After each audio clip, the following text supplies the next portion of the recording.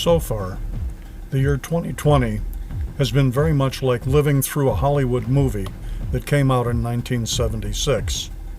44 years ago, it mirrored much of what we've been going through this year. The movie was titled Network. It was written by Pat Chayefsky.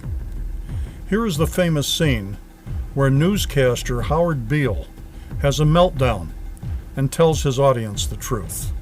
Howard, I don't have to tell you things are bad. Everybody knows things are bad. It's a depression. Everybody's out of work or scared of losing their job. The dollar buys a nickel's worth. Banks are going bust. Shopkeepers keep a gun under the counter. Punks are running wild in the street, and there's nobody anywhere who seems to know what to do, and there's no end to it. We know the air is unfit to breathe, and our food is unfit to eat.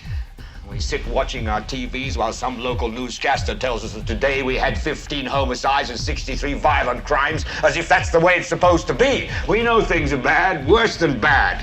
They're crazy. It's like everything everywhere is going crazy, so we don't go out anymore. We sit in the house, and slowly the world we're living in is getting smaller, and all we say is, please, at least leave us alone in our living rooms. Let me have my toaster and my TV and my steel-belted radios, and I won't say anything. Just leave us alone. Very much like the Donald Trump campaign in 2016 and 2020, it ignited a groundswell of reaction. Beale's broadcasting did the same. Well, I'm not going to leave you alone. I want you to get mad. I don't want you to protest. I don't want you to riot. I don't want you to write to your congressman because I wouldn't know what to tell you to write. I don't know what to do about the depression and the inflation and the Russians and the crime in the street. All I know is that first, you've got to get mad. You've got to say, I'm a human being. God damn it. My life has value. So, I want you to get up now. I want all of you to get up out of your chairs. I want you to get up right now and go to the window, open it, and stick your head out and yell, I'm as mad as hell, and I'm not going to take this anymore. We will return to our program after these words. There is a story that upon exiting the Constitutional Convention, Benjamin Franklin was approached by a group of citizens asking what sort of government the delegates had created. His answer was, a republic, if you can keep it. The analysis of the founding is that it was first a revolt against the monarchy and then a counter-revolution against democracy. There's no question that the men who met in Philadelphia had direct financial interests in the outcome. They were also motivated by the usual stuff like patriotism, regional loyalty, and petty stupidity. More important is the fact that people who drive history have personal interests. The men who revolted against the king did so because they saw an advantage in it. Once they gained control of the country, they were not about to give it away or arrange things to their disadvantage. After all, the whole point of the revolution was to get a better deal. Political arrangements are not about ideals. They are about power. A Republic, If You Can Keep It, by Patrick C. Cantor Sr., is written from the point of view of the Founding Father. Available now at patsanswers.com/blog. Click on the Store tab.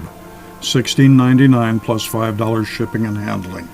Buy it today. In the movie, much like the Donald Trump campaign in both 2016 and 2020, there was a groundswell of reaction. I'm mad as hell and I'm not going to take it anymore! I'm mad as hell! I'm not gonna take it anymore! I'm mad as hell and I'm not going to I'm not gonna take it anymore!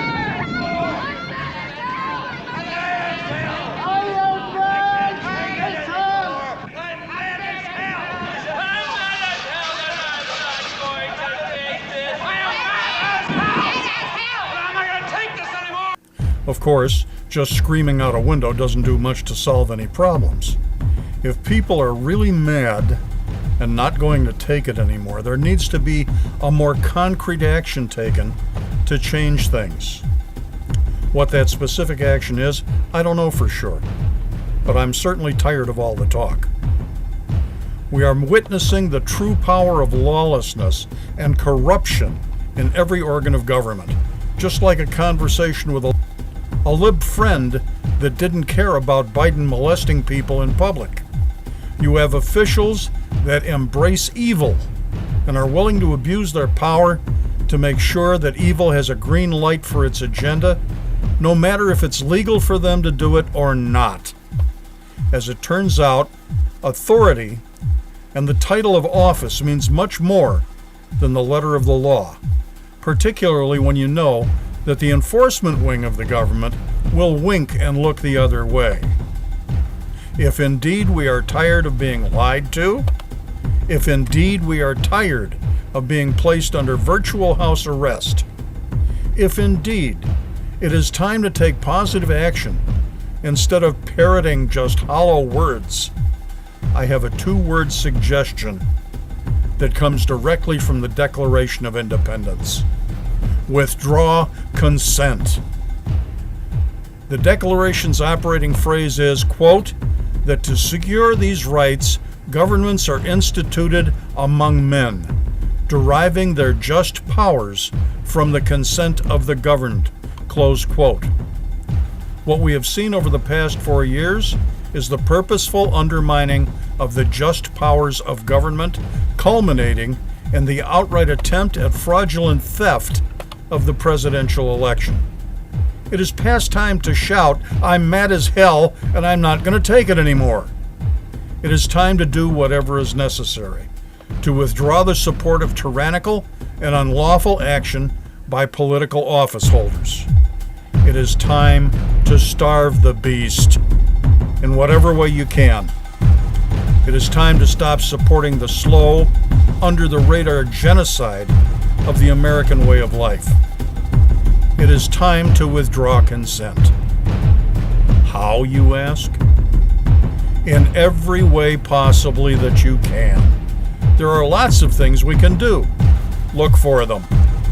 There will be a time to refuse to comply. Do it. There will be a time to refuse to pay taxes. Do it.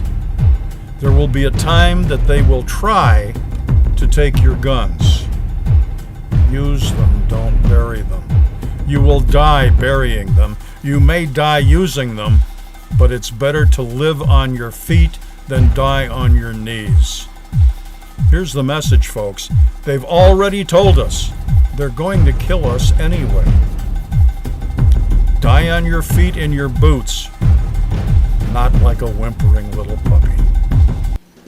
Pat Answer Archives is brought to you by our online store at patsanswers.com/blog. Click on the Store tab. Check us out today. We thank you for watching.